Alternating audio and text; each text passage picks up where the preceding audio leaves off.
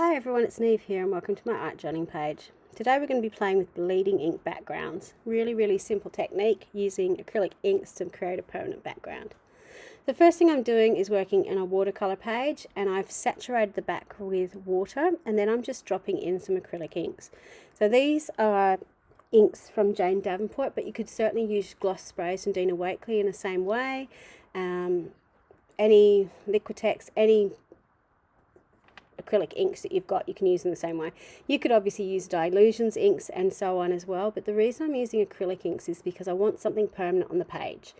I'm going to be putting collage papers over the top, so I want something that is bright, is tie-dyed, is gorgeous, but it's not going to shift when I put gel medium over the top. If I'd use the Dilutions inks or distress inks or distress stains, they would immediately reactivate with the colours or the wet adhesives, and they would seep through my collage pages, so I wouldn't see the beautiful images I want to put on top of them.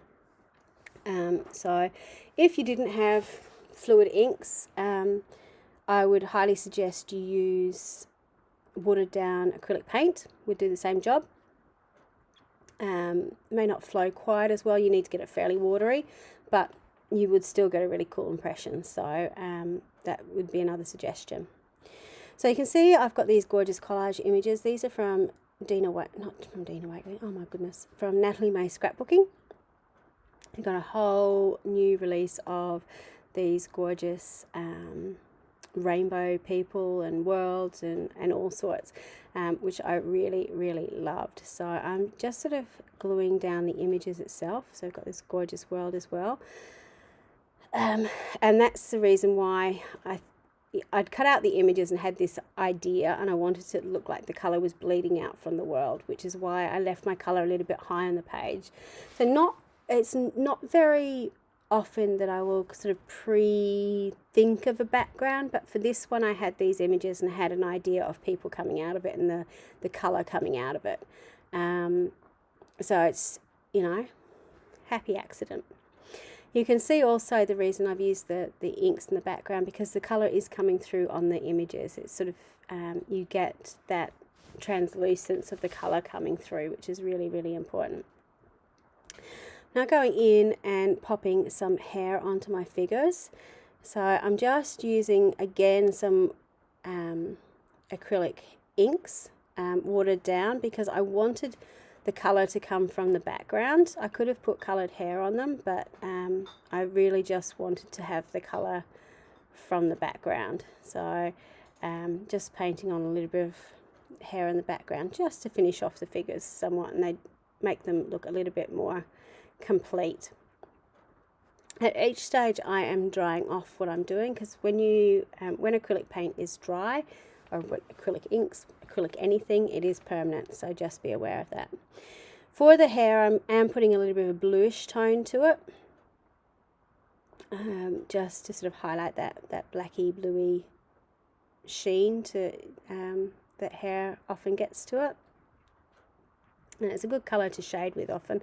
If you don't want something really harsh and black on your page, to use a navy blue or a deep blue colour. So I just want to add a little bit more depth to the hair, so I'm going over and doing a second layer, and this layer isn't quite as watered down, so I've got some gaps of that sort of grey colour underneath.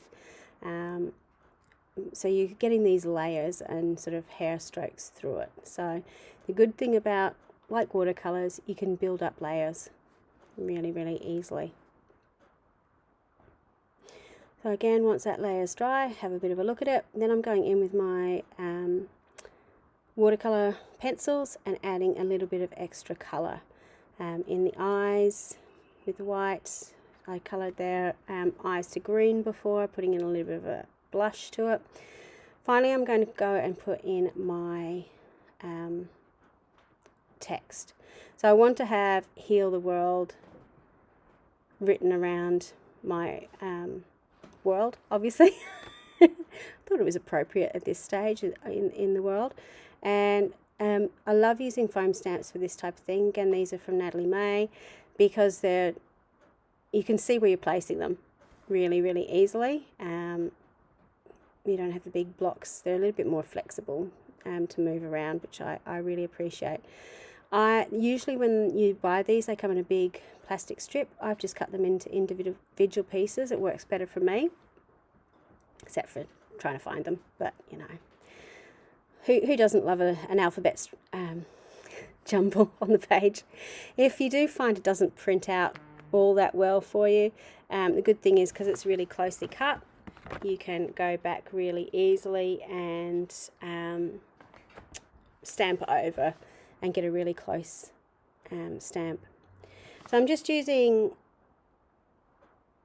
my alcohol marker in yellow just to do a bit of a drop shadow on my letters. Then I'll go through with a white pen and do a highlight with them as well, just to help them pop out from the background a little bit.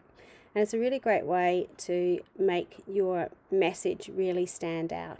It does seem a little bit odd to, you know, I've stamped out the letters, then I've drawn around them, then I'm drawing around them again. It seems like you're fiddling with your fonts for a little while, but it is worth it in the end, I do promise you.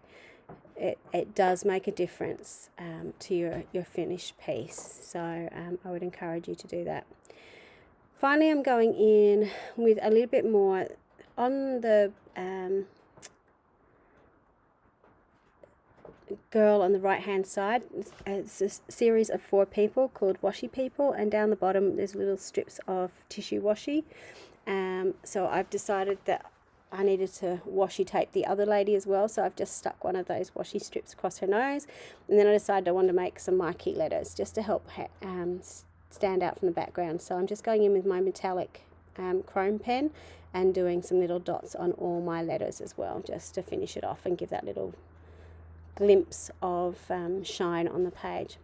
So this is a completed page. It's lots of fun to do, really easy to lay everything over, and that bright colour from the bleeding ink background really matches the images on the page. So I hope you have a go at trying that technique, and until next time, bye for now.